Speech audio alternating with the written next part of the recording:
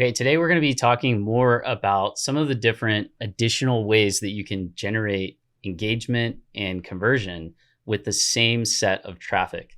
Even though someone didn't fill out a form, we're going to be able to see a lot of detail about who's visiting our site and potentially even the actual contact who's visiting our site as well. This is such a powerful thing. If you're not doing this, you're probably missing out on a lot of revenue and a lot of really interested potential clients. Now, today we're going to be looking at the IP database portion of this discussion area. And in particular, we're going to take a look at LeadFeeder. There are a lot of platforms like LeadFeeder that do the same thing. So this is really just meant to be an example. But what they do is they use an IP address database among several other different resources, and they're going to enrich our visitor data and present it to us when they find a good match with that lookup based on their IP address. Even though someone didn't fill out a form, we're going to be able to see a lot of detail about who's visiting our site and potentially even the actual contact who's visiting our site as well.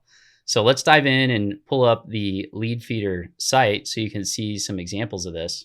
So here you can see I'm looking at the LeadFeeder visit history, and you can see that this particular company came to the site. They're actually tracked in the CRM, in this case, HubSpot. And so we're able to see inside of HubSpot and push this data into HubSpot as well. And generally, these tools will work with many different CRMs that you might be using. Or you could use a Zapier type of integration as well if you needed to. But I'm literally able to see that this company came to the website and it looks like they actually had a meeting that they didn't attend. So they missed the meeting or maybe had to reschedule or, something happened. But then someone from the company, it looks like one of our contacts there actually did a search and organically found a search result page a couple days after that appointment. So maybe they're looking for a different solution and maybe they don't think that this is a good fit anymore. So really helpful to be able to see what they're doing and checking out so that the sales team member can follow up appropriately. But they may not have said anything about this. The other thing that's interesting, you can look at some of these other searches and you can see that this particular visitor is a very large organization, and they actually went looking for ServiceNow integration with Epic, and then they went to the pricing page.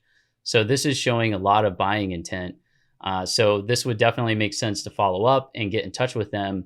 And we wouldn't have known about this if we didn't have a tool like LeadFeeder. We would just physically not have a way to get this information. So this is pretty powerful stuff. If you combine it with some of the other aspects of what we're doing, it can be really, really key to driving a lot of results over the long term. Now, one of the things that we found is that it can be pretty challenging to get in touch with the right person, especially in an organization of this size. So what you can do is you can do really specific account-based marketing to help with narrowing that gap. So you can actually take the list of companies in this group, export the companies, and pick roles that would make sense, and then leverage account-based marketing, which we're going to talk about and we'll continue talking about in this channel. But account-based marketing is a great way to narrow your audience and bring the scope to a specific set of companies and then complete direct marketing toward them on many of the different channels. So this is going to include LinkedIn, Facebook, YouTube, Google in general, and being able to leverage account-based marketing has dramatically changed the cost structure of some of our advertising. But if you pair that with these website visitors and specifically the company names, that can be really helpful. But again, with some of these, they're not that big. Like these guys have 10 employees, at least according to this data. And you can see they've been all over the site. So this would be a great one to just go ahead and reach out and try to get in touch with them and see if we can help them out. And so it kind of depends on how big the company is as to how you want to approach it. But I really want to encourage you that if you're not doing this, it really does work. We've generated millions of dollars from this approach with going after people who are coming to the site that didn't quite convert.